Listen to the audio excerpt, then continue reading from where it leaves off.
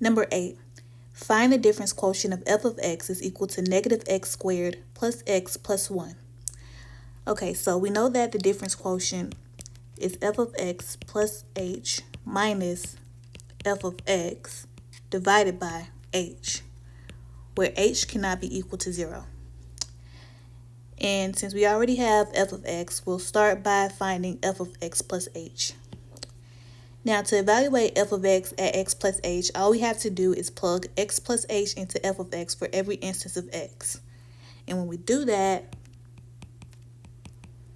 we get f of x plus h is equal to negative x plus h squared plus x plus h plus 1. Okay? We'll simplify this at the end. Let's go ahead and construct our difference quotient. So our difference quotient is going to be f of x plus h, which is negative 2 times x plus h squared plus x plus h plus 1 minus f of x, which is negative 2x squared plus x plus 1. Okay, and all of that is being divided by h. Right, so let's go ahead and continue to simplify this. When we do, we'll start by solving our exponent. So since that is the square of a binomial, and we know that the square of a binomial, it has a formula. The square of the binomial a plus b is equal to a squared plus 2ab plus b squared. So we have negative 2 times x squared plus 2xh plus h squared. Okay?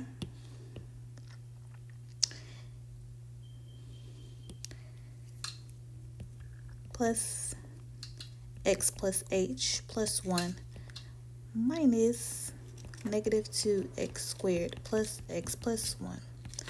All right? Now, our next step will be to use the distributive property to get rid of any parentheses. When we do that, we'll start by getting rid of this first set by distributing negative 2.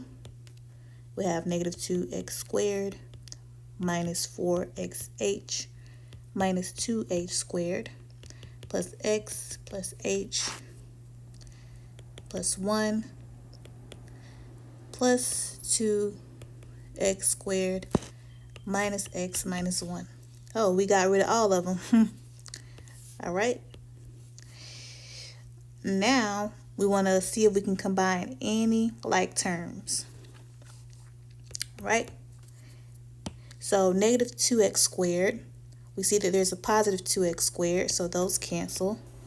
Negative 4xh doesn't have any like terms, so that one just comes down. Negative 2h squared doesn't have any like terms. For x, there's a negative x. X minus x is 0. They cancel. H doesn't have a like term. And there's a negative 1 for 1. So they cancel. All right.